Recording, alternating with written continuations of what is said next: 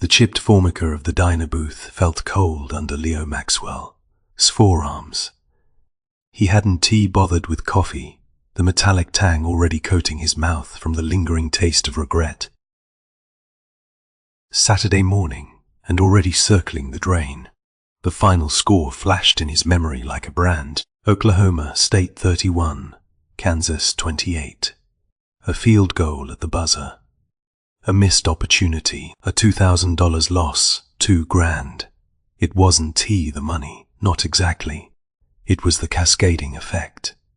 He'd been riding a small winning streak, barely keeping the loan sharks at bay, convincing himself he could turn things around.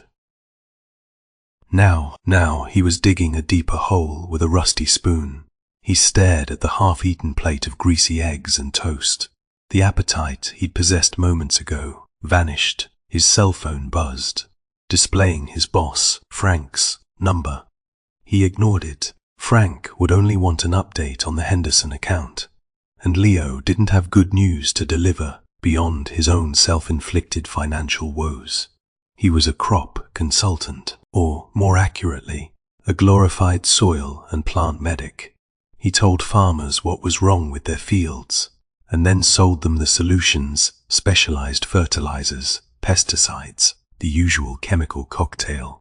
It wasn't glamorous, but it paid the bills, or at least afforded him the illusion of paying them. Eventually, the phone stopped buzzing, but the dread remained.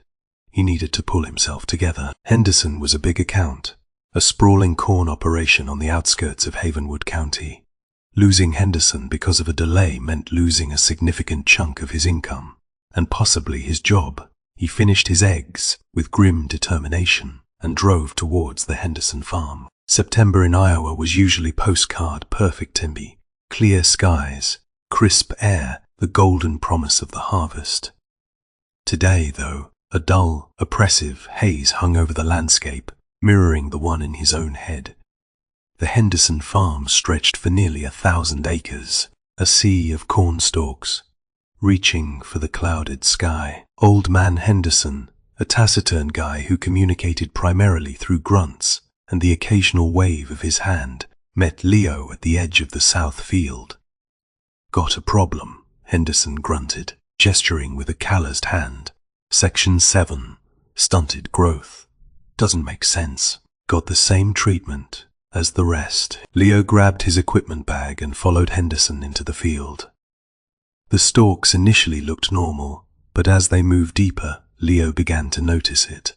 Patches roughly circular. Where the corn was noticeably smaller, the leaves tinged with a sickly yellow-brown. The pattern wasn't random. It wasn't the typical effect of localized nutrient deficiency or disease.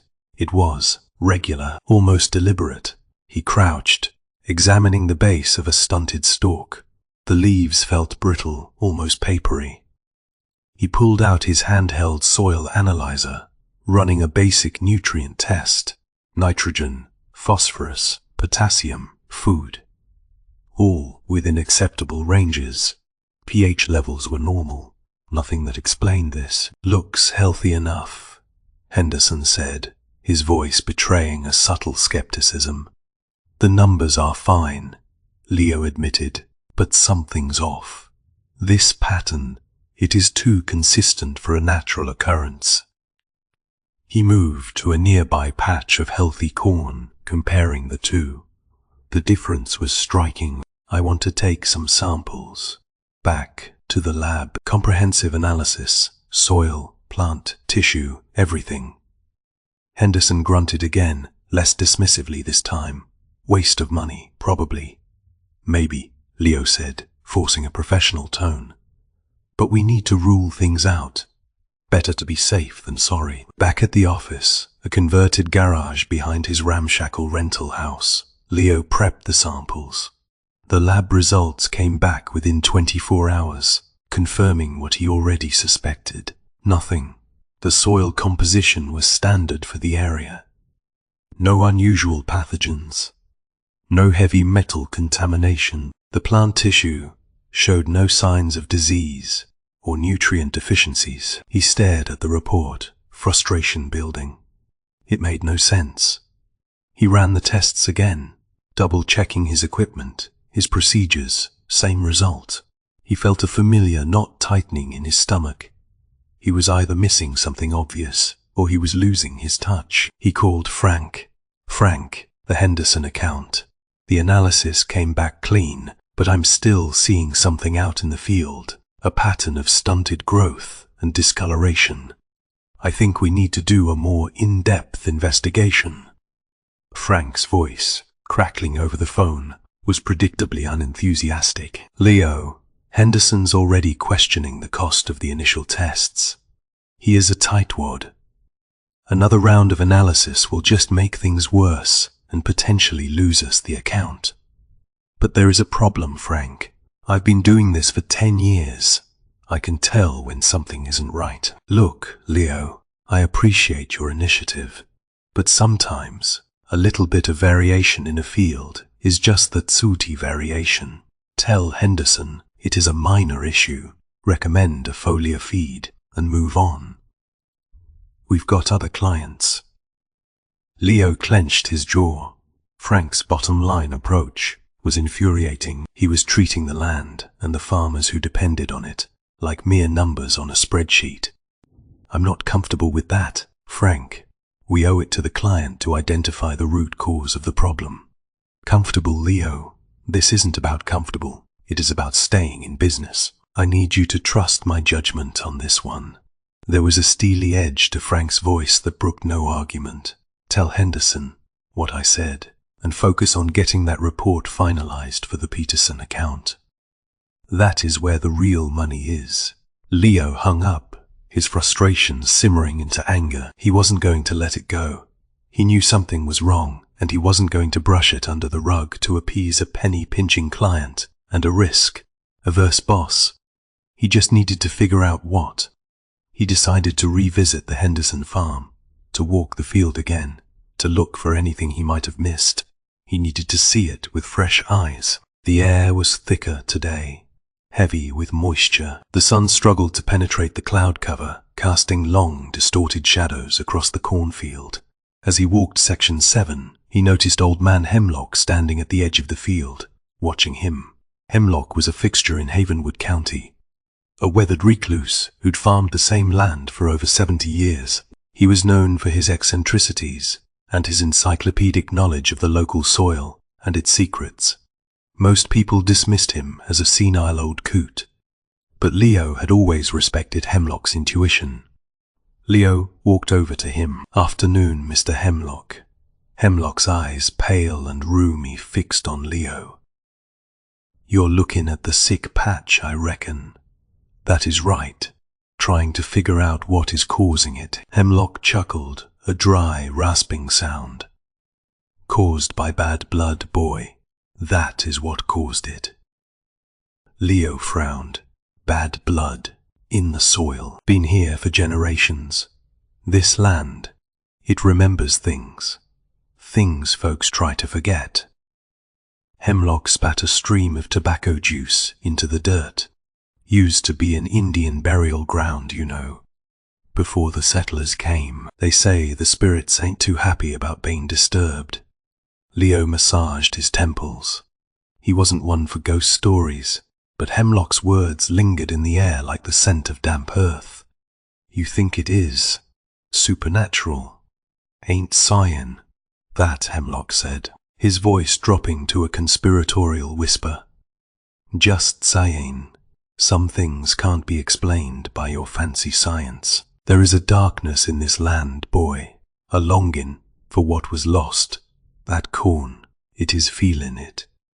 Leo thanked Hemlock for his time, dismissing the old man's words as folklore, but the unease remained.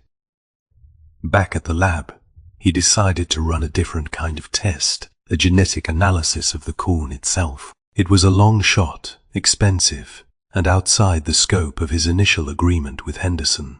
But he was desperate. He extracted DNA samples from both the healthy corn and the stunted stalks, sent them to a specialized lab in Iowa City, and waited.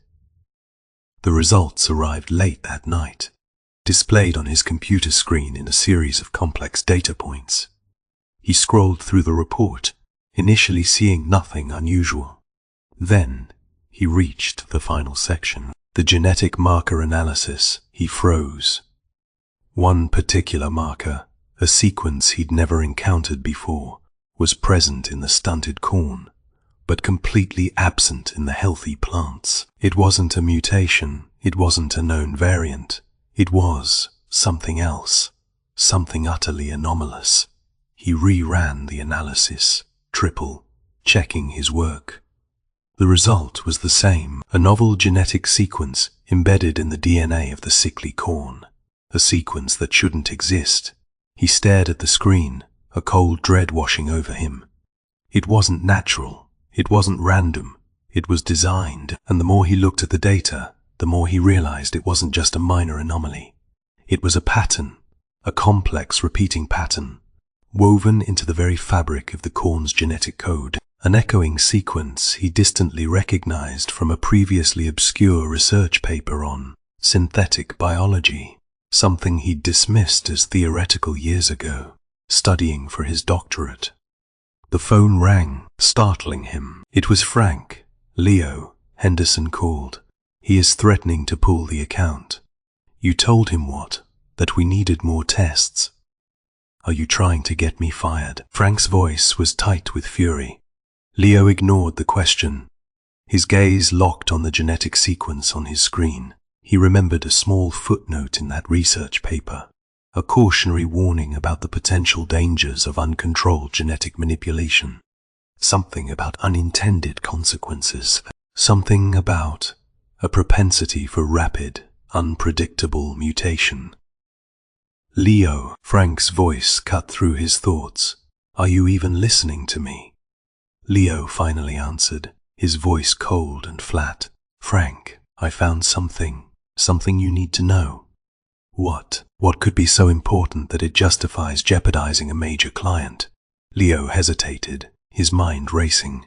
He didn't know what he'd found, not exactly, but he knew, with a terrifying certainty, that whatever it was far bigger than a stunted cornfield. I think, he said slowly, that we've stumbled onto something unnatural. Before Frank could respond, Leo's computer screen flickered and died, plunging the lab into darkness. A single, high-pitched whine filled the room, rising in intensity, then abruptly cut off, leaving only silence, and the chilling realization that whatever was happening wasn't a scientific anomaly anymore. It was a threat. The power flickered back on, bathing Leo's lab in a pale, unsettling light. The computer hummed back to life. The anomalous genetic sequence, still glowing on the screen. He zoomed in, examining the code again, the cold certainty from the night before hardening into grim resolve. It wasn't a random mutation or a natural variation. It was engineered, deliberately inserted into the corn's DNA. Someone had done this, and they hadn't done a very good job of covering their tracks. The sequence was clumsy, almost amateurish. It lacked the polish and precision he'd expect from a major agricultural biotech firm, which meant either a rogue player or something far older and less sophisticated. He called Frank again, bracing for the explosion. This time, Frank didn't yell. He just sounded defeated. Henderson's gone, pulled the account, said he is going with AgriCorp. They offered him a free round of soil enrichment. Frank sighed, a sound that crackled through the phone line. You've really done it this time, Leo. You've burned a bridge, and for what? Some crazy genetic mumbo-jumbo. Leo ignored the barb, focused on the bigger picture. Frank, this isn't about Henderson. This is about something wrong, something happening on that farm. I need you to back me on this, at least enough to let me continue my research. Research, Leo. You're barely keeping the lights on. I can't afford to throw good money after bad, chasing ghosts. The line went dead. He was on his own. He drove back to Hemlock's farm, the sky a bruised purple under the weight of approaching storm clouds. The old man was sitting on his porch, whittling a piece of wood, his eyes fixed on the fields. Thought you might be back, Hemlock said, without looking up. I need more information, Mr. Hemlock, about this land, about what you said about bad blood. Hemlock finally looked at him, his gaze piercing. I told you what you need to know. This land ain't right. But you hinted at something more, something about the people who used to own this land. Hemlock sighed, a gust of air that stirred the dust around them. The Blackwoods, that is who you're asking about. He paused as if weighing his words. They were the first ones here, built a life out of this soil. But they weren't farmers, not really. They were experimenters. Experimenters? Leo prompted. They came here after the war, said they were going to make this land bloom like never before. They brought with them strange equipment, strange ideas. Folks talked about lights in the fields at night, strange smells, things growing that shouldn't have. What kind of things? Corn mostly. But not like the corn you see today, bigger, stronger, a different color. They said it was a new variety, but nobody believed them. It was unnatural. And then things started to go wrong. Livestock sickened. Crops failed. The Blackwoods, they just kept experimenting, digging deeper, trying to fix things.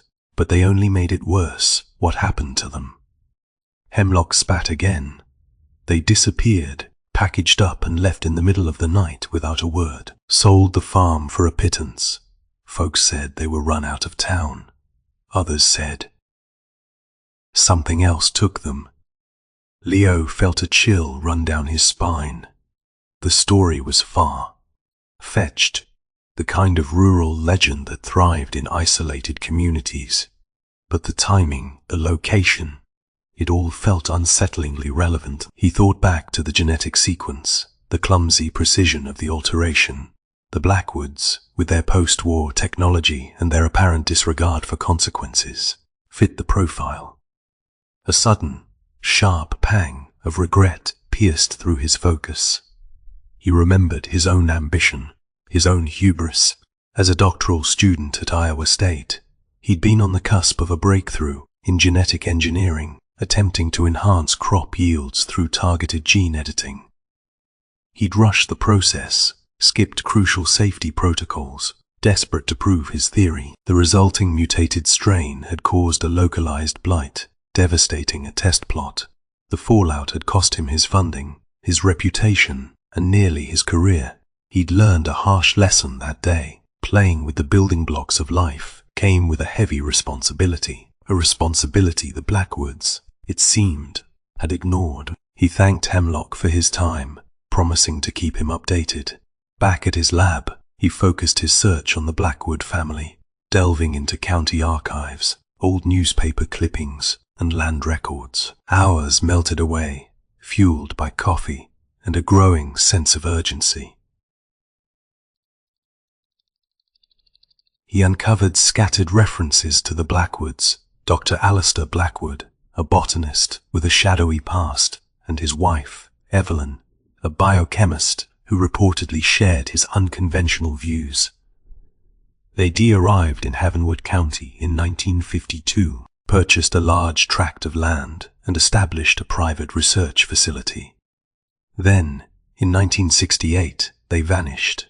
He found a brief, almost dismissive mention in the local paper, reporting their departure. No explanation was given, no forwarding address, just gone.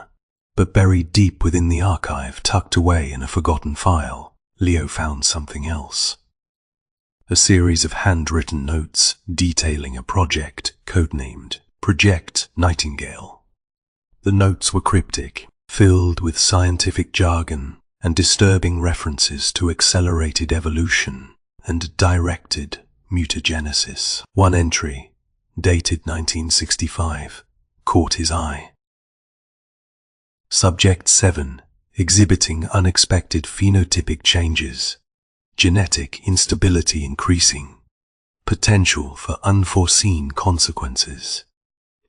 He scanned the document, his heart pounding. It was a blueprint for genetic manipulation, a reckless attempt to push the boundaries of science, and it was happening right here. In Havenwood County, decades ago, the Blackwoods weren't just experimenting with corn. They were playing God. He saved a digital copy of the document, feeling a wave of exhaustion wash over him.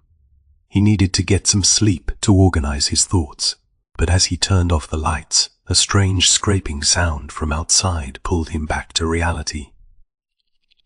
He cautiously approached the window, peering into the darkness. His lab was isolated, surrounded by overgrown fields. Moonlight painted the landscape in shades of grey and black. He saw nothing at first. Then he noticed it. A broken window. Glass shards scattered across the floor. His equipment bag lay overturned, its contents spilled out. Someone had been here. He rushed outside, scanning the perimeter. Footprints in the soft earth, leading away from the lab towards the cornfields. They were fresh. He grabbed his flashlight, shining it into the darkness. But whoever had been here was long gone. He stepped back inside, a knot of fear twisting in his stomach. This wasn't a random act of vandalism. It was a warning. Someone didn't want him digging into the Blackwood family, didn't want him uncovering the truth. And they were letting him know, in a very clear and unsettling way, that he was treading on dangerous ground. He looked back at the computer screen, at the glowing sequence of code. The truth was out there, buried in the past. But finding it, he now realized, might cost him everything. The broken glass crunched under Leo's boots as he examined the damage. It wasn't a smash and grab.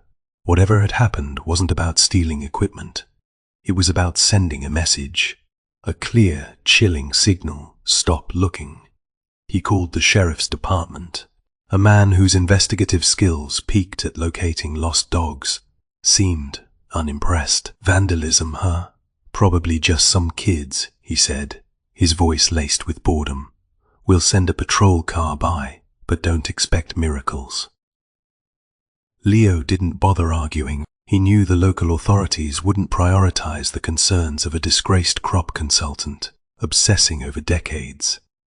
Old history, he was on his own. Again, he spent the day immersed in research, expanding his search beyond the county archives. He discovered Dr. Alistair Blackwood had been a rising star in the field of plant genetics in the 1940s, publishing several groundbreaking papers on hybrid vigor and disease resistance. But his work quickly became controversial.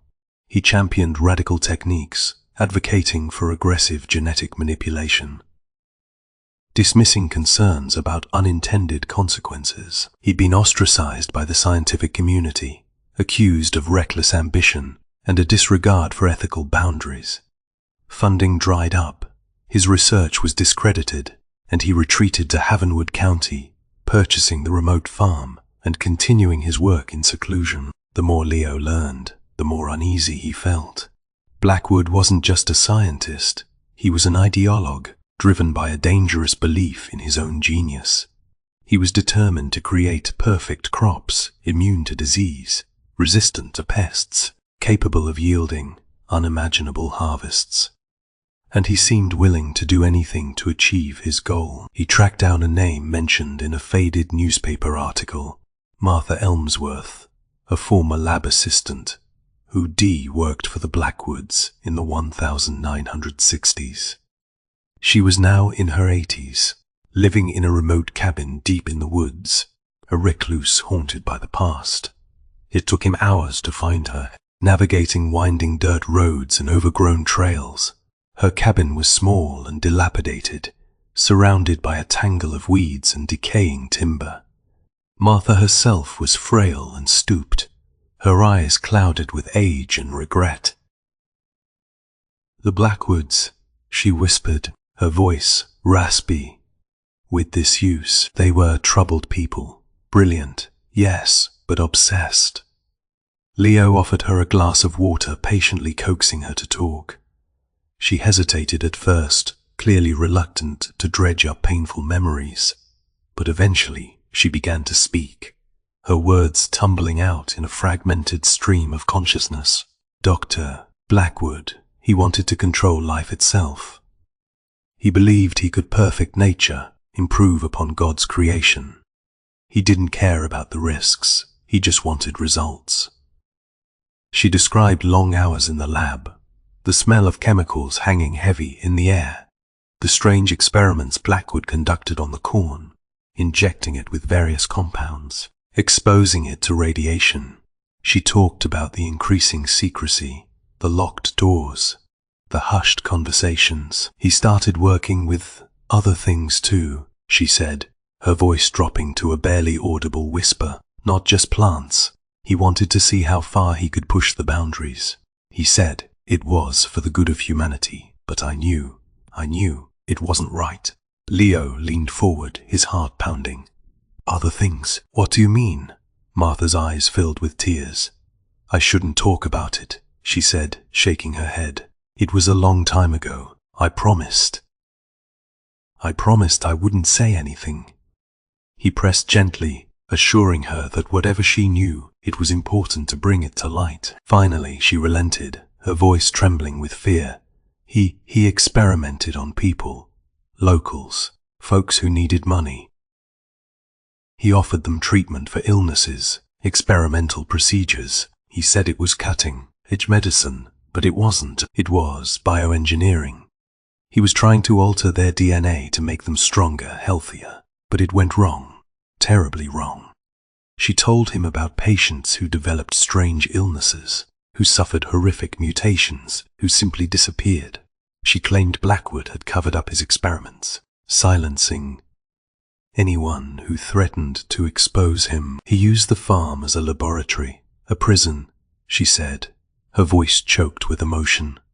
He buried the evidence, the bodies, everything. He wanted to erase it all, to pretend it never happened. Leo left Martha's cabin shaken and disturbed. The Blackwood's legacy wasn't just about failed experiments and questionable science. It was about exploitation, deception, and a chilling disregard for human life. He needed to find proof, something concrete to corroborate Martha's story. He returned to the county archives, poring over old land surveys and property records. He discovered a series of unmarked plots on the Blackwood farm, areas that didn't appear on any official maps. He suspected these were the burial grounds Martha had mentioned, the final resting place of Blackwood's victims. As he was leaving the archives, he noticed a man watching him, Silas Thorne. Thorne was a prominent local businessman, the owner of Thorne Industries, a massive agricultural conglomerate that controlled a significant portion of Havenwood County's farmland. He was a pillar of the community, a generous philanthropist, and a ruthless competitor. He also had a reputation for getting what he wanted. Thorne approached Leo, a practiced smile on his face. Mr. Maxwell, isn't it? I understand you've been doing some research into the Blackwood family. Leo tensed, his instincts screaming danger. I'm just a crop consultant, Mr. Thorne, doing my job. Of course, Thorne said, his eyes glinting with something Leo couldn't quite decipher. But the Blackwoods, that is ancient history, best left buried, don't you think? Dredging up old secrets can be unproductive. I'm just trying to understand what happened on that farm, Leo said, keeping his voice steady. Sometimes understanding isn't necessary. Sometimes it is better to let sleeping dogs lie. The Blackwoods were eccentric, but they were also pioneers. They contributed a great deal to this community. They also conducted unethical experiments and potentially harmed people, Leo countered. Thorne's smile vanished. That is a serious accusation, Mr. Maxwell, and a potentially damaging one. You wouldn't want to find yourself in trouble, would you? He paused, studying Leo with a cold, calculating gaze. I'm a reasonable man. I believe in protecting our community, but I also believe in protecting our reputation. And frankly, your little investigation is starting to attract unwanted attention. Thorne offered a card with a direct line to his office. Think carefully about what you're doing, Mr. Maxwell. Some things are better left forgotten. Leo stared at the card, a knot of dread tightening in his stomach. Thorne wasn't offering a friendly warning. He was issuing a threat. Later that night, back in his lab, Leo secured the files and evidence he'd collected. He was convinced he was onto something big, something that could expose a decades-long conspiracy. But he was also acutely aware that he was in danger. He was formulating a plan to anonymously send copies of his findings to an investigative journalist when his phone rang. He didn't recognize the number. He hesitated, then answered. A distorted voice, electronically altered, crackled through the speaker. "You're playing with fire, Maxwell. The Blackwood history is best left undisturbed. Walk away. Forget what you've learned, for your own good." The line went dead. Leo stared at the phone, his hand trembling. He wasn't just facing opposition from powerful businessmen and shadowy figures. He was facing someone who knew what he was doing, someone who was watching his every move, someone who was willing to threaten his life to keep the truth buried. The perfect crops weren't just a scientific anomaly. They were a legacy of darkness, and someone was determined to protect it, no matter the cost. The anonymous call hung in the air like a toxic cloud, amplifying the chill that had settled over Leo's lab.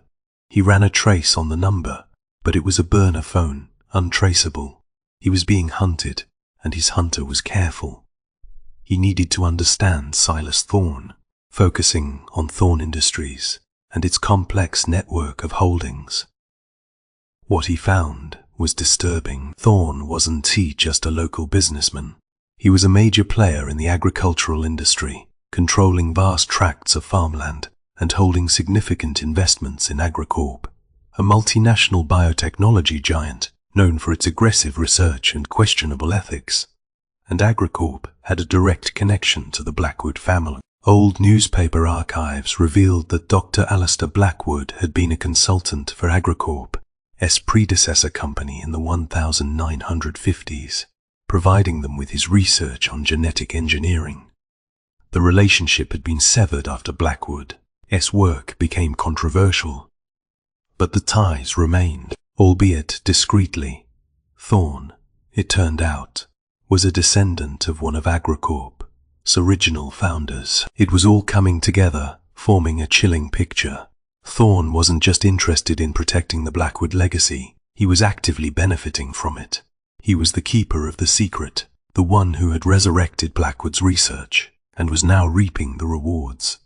Thorne called again the next day, this time dispensing with the veiled threats. He offered Leo a deal, a substantial bribe, enough to pay off his debts, start a new life, and walk away from the investigation. "Consider it a consultancy fee," Thorne said, his voice smooth and persuasive. "I admire your tenacity, Maxwell. You're a bright young man. Don't let your curiosity get you into trouble."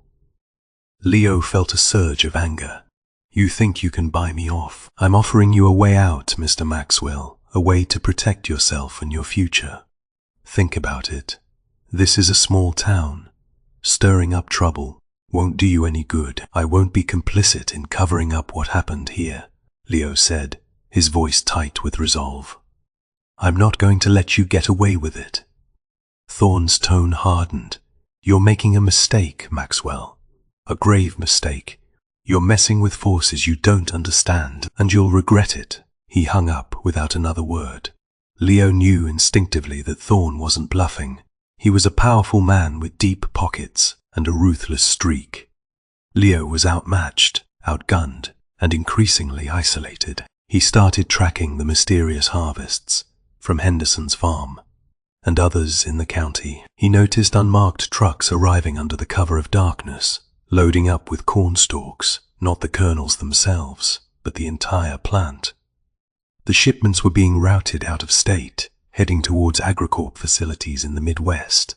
The anomalous corn wasn't just an experiment, it was a product, and someone was profiting from it. The danger escalated brutally that evening. Sarah, an old college friend, and the only person Leo truly trusted, called him, her voice trembling with fear. She owned the local diner, the same place Leo had sat nursing his losses in Chapter 0. "Leo, I got a visit today," she stammered. "Two men.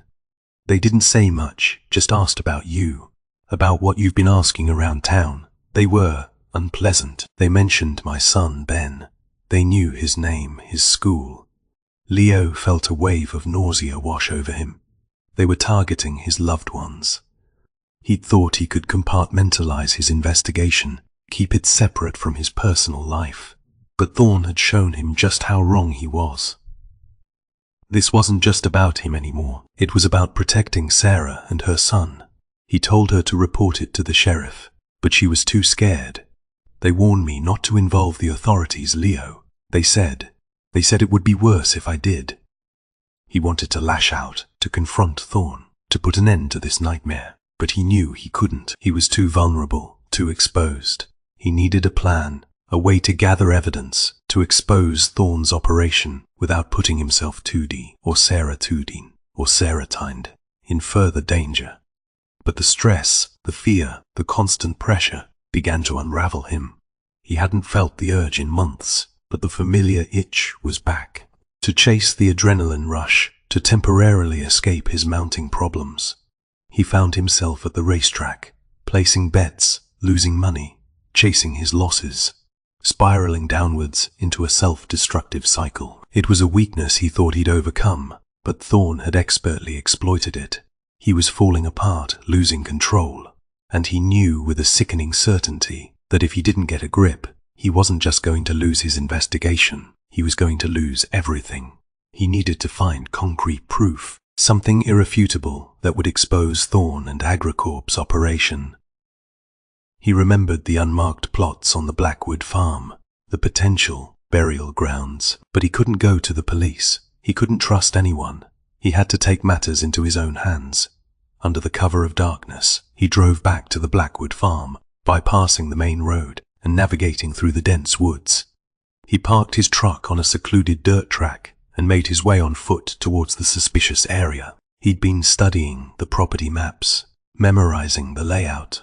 He knew that Thorne Industries had recently purchased a large agricultural facility adjacent to the old Blackwood farm, a sprawling complex of warehouses and processing plants.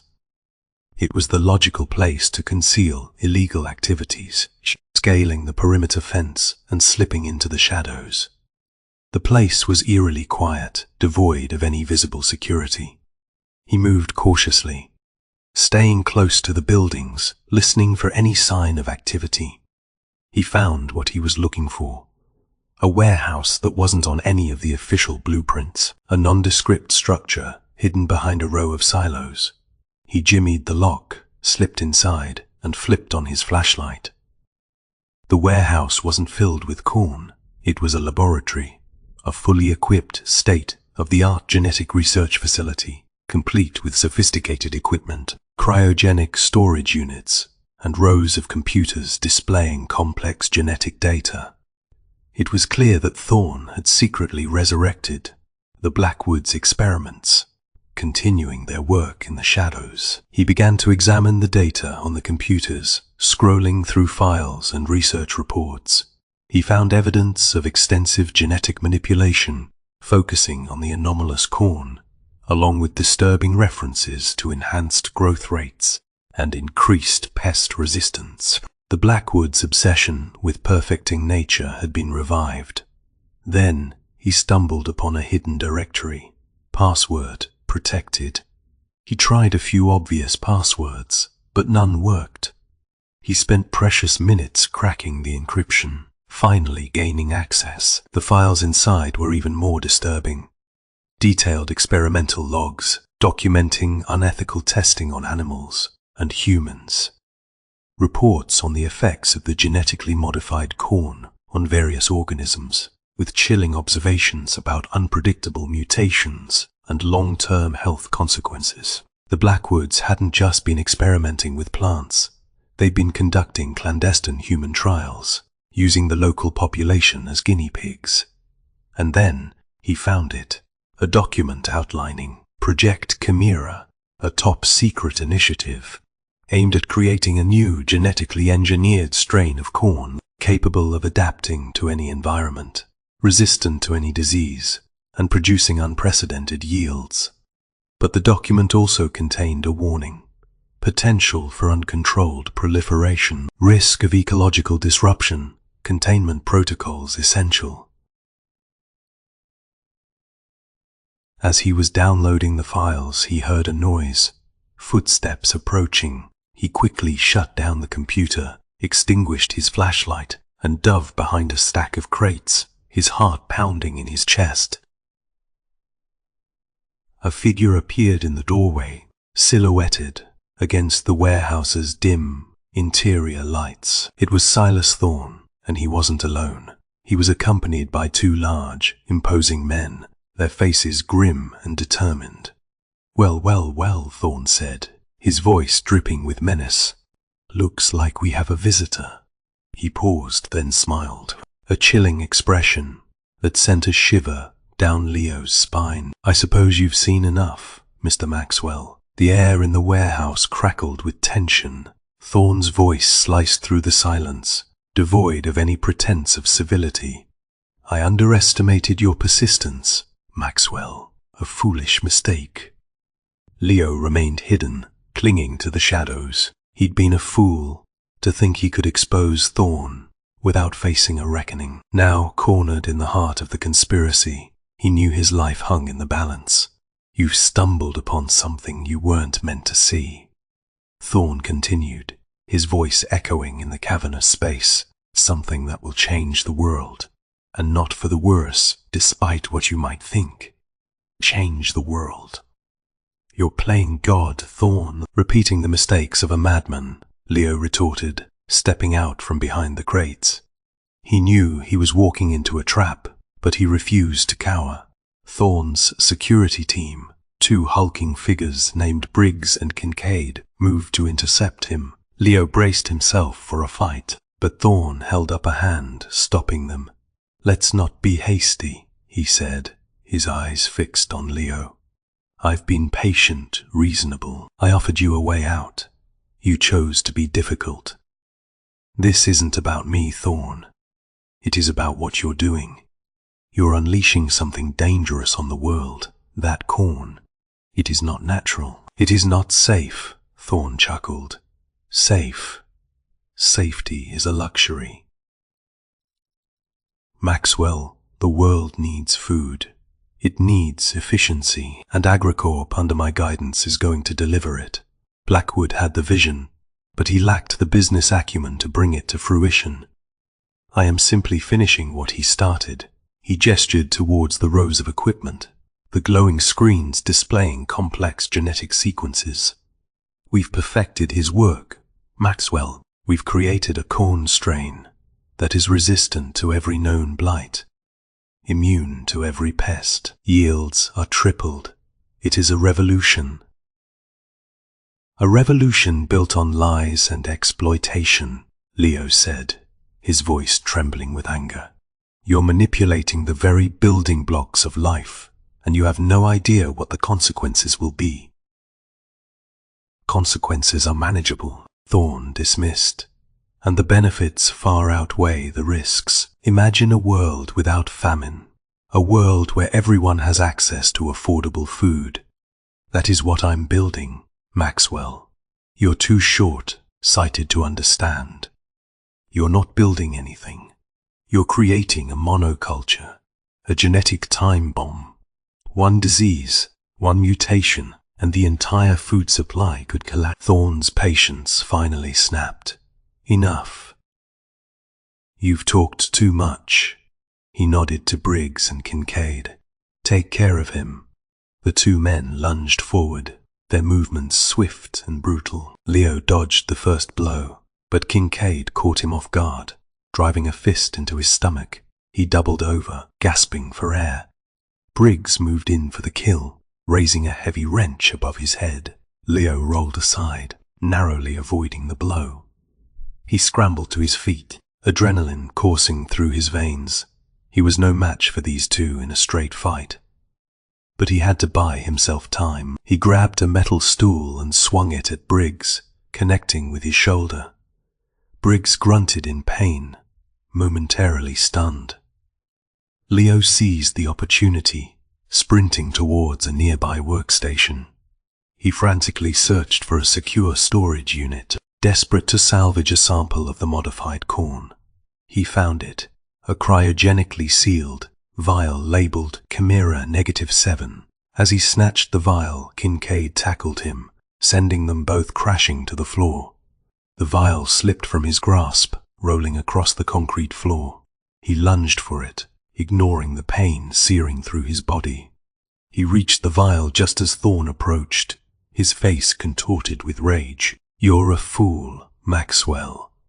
A pathetic, self-righteous fool. You could have had everything, and you threw it all away."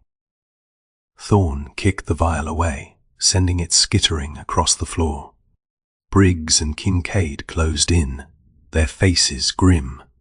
Leo knew this was the end, but then a power surge flickered through the warehouse, plunging the room into darkness. A surge he triggered by intentionally short, circuiting a nearby panel during the scuffle. It was a desperate gamble, but it worked. Chaos erupted. Thorne shouted orders, but the darkness provided Leo with cover. He scrambled to his feet, navigating through the darkness by memory. He found a side exit, a loading dock door, and slipped outside into the night. He didn't stop running until he reached his truck, heart hammering in his chest. He sped away from the facility, adrenaline pumping through his veins. He had the sample. He had the evidence. He had a chance to expose Thorne and his conspiracy. But as he drove, a sinking feeling gnawed at his gut. He knew Thorne wouldn't let him get away with it. He was a powerful man with deep connections and a ruthless ambition. Leo was a lone wolf, fighting a losing battle. He still had a moral choice to make. Expose Thorne, risk his life and the lives of those he cared about, and potentially spark a nationwide scandal, or succumb to the pressure, and let Thorne continue his dangerous experiments. He pulled over to the side of the road, wrestling with his conscience. The weight of the world seemed to rest on his shoulders. He debated contacting the authorities, but he knew Thorne likely had them in his pocket. He considered going to the media, but he feared they wouldn't believe him without irrefutable proof. Then he received a call on his cell phone. It was Sarah, her voice choked with sobs. "Leo, they're saying things about you, terrible things. Thorne. He is telling everyone you sabotaged his facility, that you're a dangerous radical. People are furious. They're threatening my diner, threatening Ben." Leo's blood ran cold. Thorne wasn't just coming after him. He was turning the community against him, framing him as the villain. It was a calculated move, a masterful stroke of manipulation. He glanced at the vial of modified corn in his passenger seat, a sense of desperation washing over him. He had a choice to make, and he was running out of time. Later that day, the local news ran a story. Local man accused of sabotage, threatening agricultural industry, looking disheveled and distraught, and included quotes from Silas Thorne, portraying him as a concerned citizen, protecting his community from a dangerous extremist. The backlash was immediate. Residents of Havenwood County, fiercely loyal to Thorne and his economic contributions, rallied against Leo. Protests erupted outside his rental house. Threats flooded his voicemail. He was ostracized, demonized, and branded as a public enemy. He watched the news, his heart sinking with each passing moment.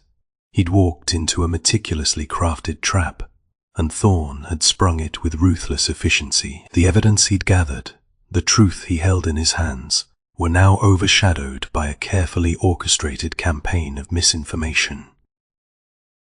He knew he couldn't stay. He was a liability, a threat to everything Thorne had built. He had to disappear, to go into hiding, to find a way to clear his name and expose Thorne's conspiracy. But before he could make a move, he heard a loud banging on his door.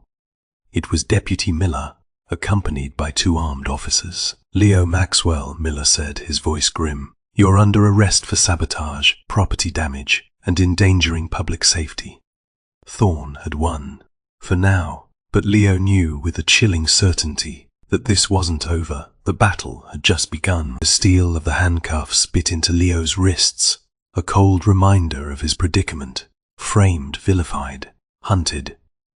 He watched from the back of the patrol car as his life crumbled around him, the faces of Havenwood County contorted with anger and distrust.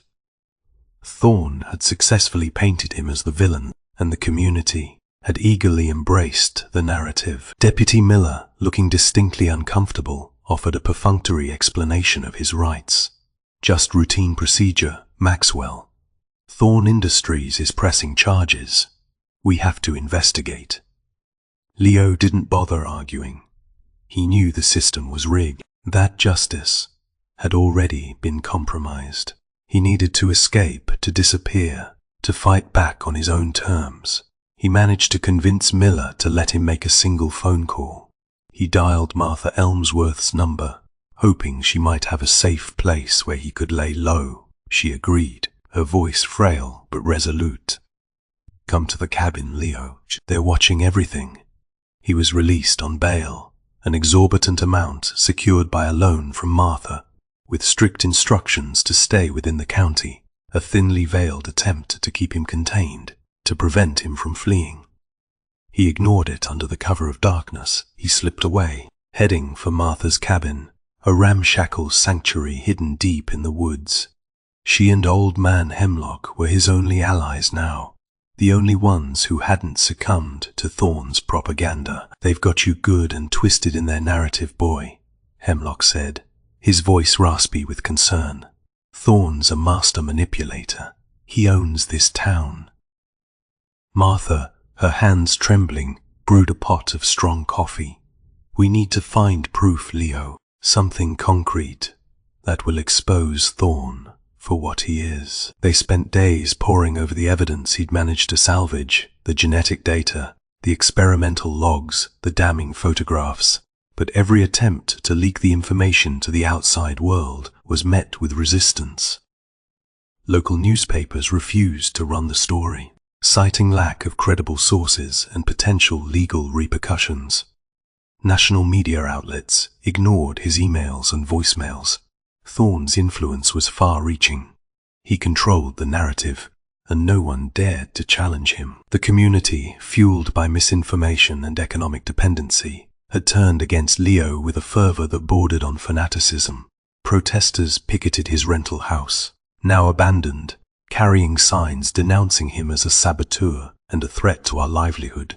Leo reached out to his estranged sister, Amelia, a high-powered lawyer in Chicago. She'd cut ties with him years ago, disgusted by his gambling addiction and reckless behavior. But he had nowhere else to turn. Amelia, I need your help, he said, his voice gravelly with exhaustion. I've been framed for something I didn't do. It is a long story, but it involves a powerful businessman, a conspiracy, and potentially dangerous genetic experiments.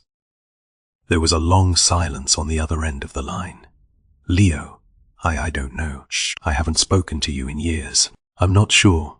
I can just drop everything and come running to your aid. Please, Amelia. I'm innocent. I'm being set up. I need a lawyer, someone who can navigate this mess. I need you. Reluctantly, she agreed to look into it. Send me everything you have. All the evidence, all the documents. I'll review it and see if there is anything I can do. A glimmer of hope flickered in Leo's chest. Amelia was a formidable lawyer, known for her tenacity and her unwavering commitment to justice.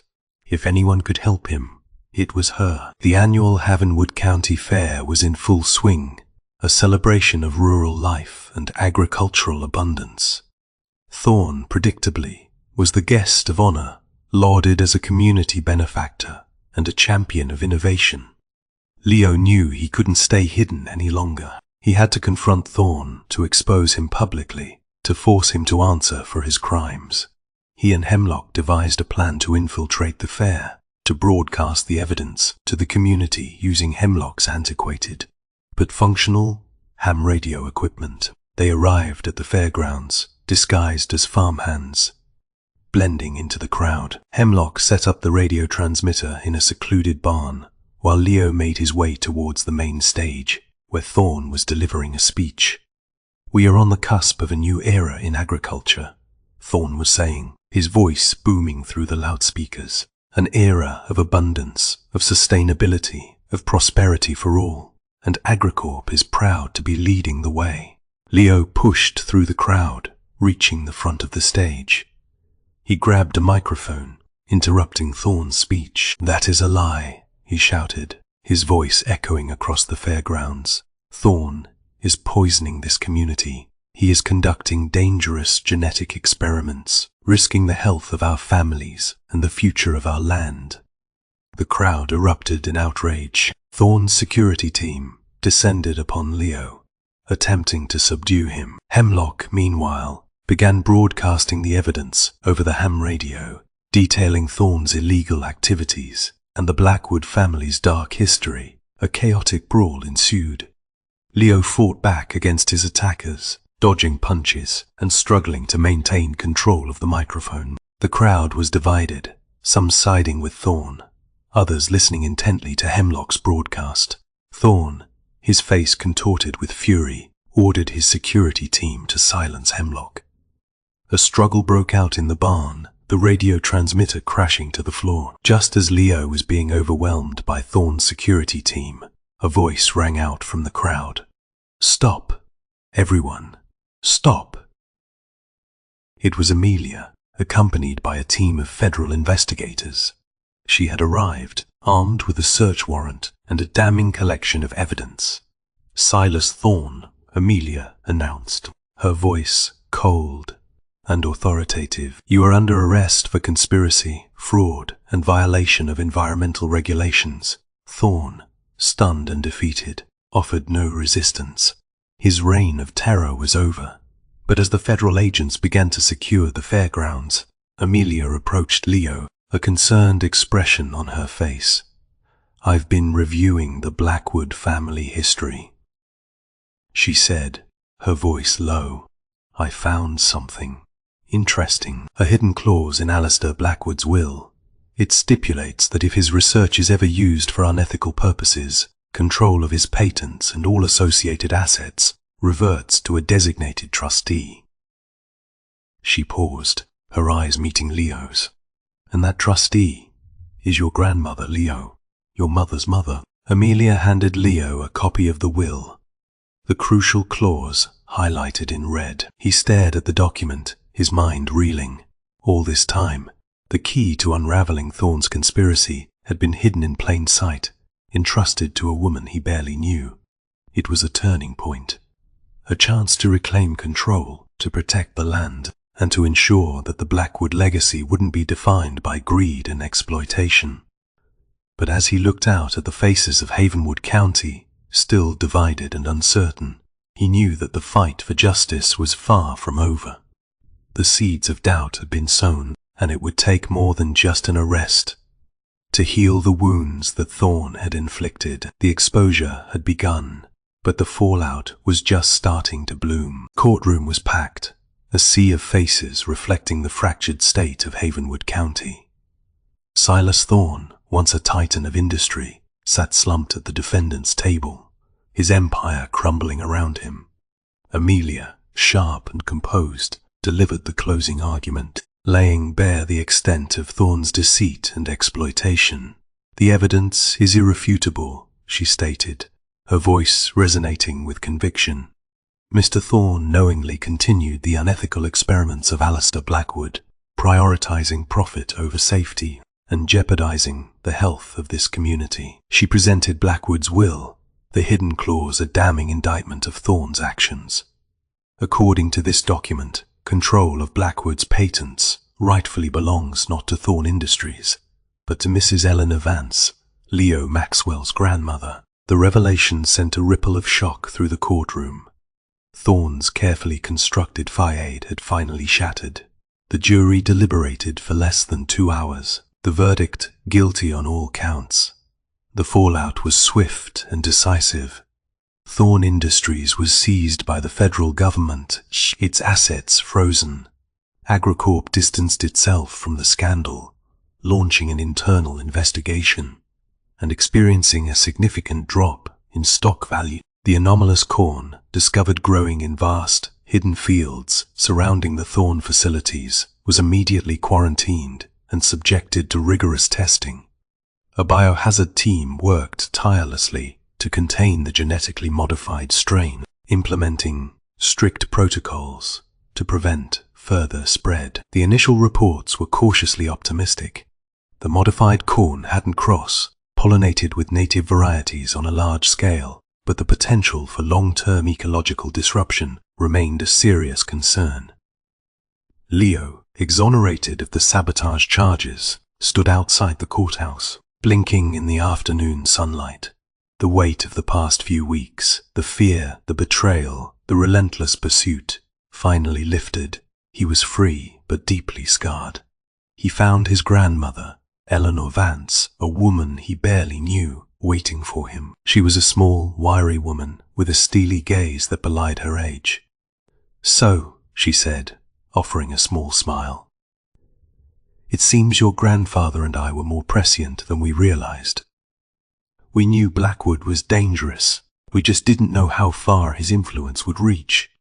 Eleanor, a botanist in her own right, had spent her life advocating for sustainable agriculture and protecting biodiversity. She intended to use her newfound control of Blackwood's patents to fund research into ethically sound farming practices. "This isn't just about punishing Thorne," she said, her voice firm. "It is about building a better future, a future where science serves humanity, not the other way around." The road to recovery was long and arduous. Leo had lost his job, his reputation, and nearly his life. He spent months in therapy, confronting his demons and grappling with the trauma of his experience.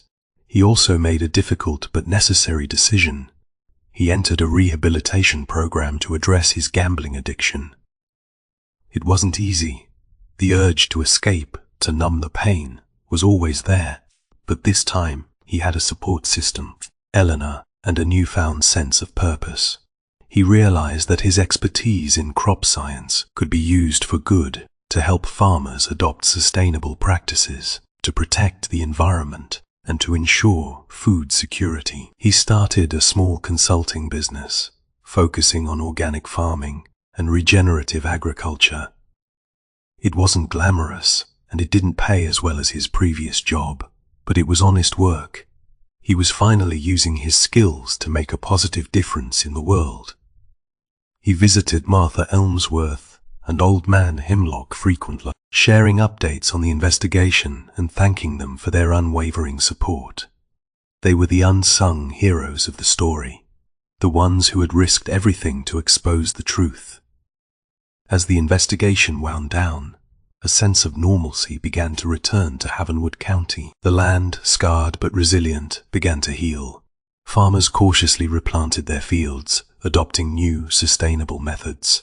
The community slowly started to rebuild trust, acknowledging the mistakes of the past. One afternoon, while surveying a newly planted field on the outskirts of town, Leo noticed something peculiar, a patch of wildflowers, growing along the edge of the cornfield, exhibited a subtle but noticeable anomaly.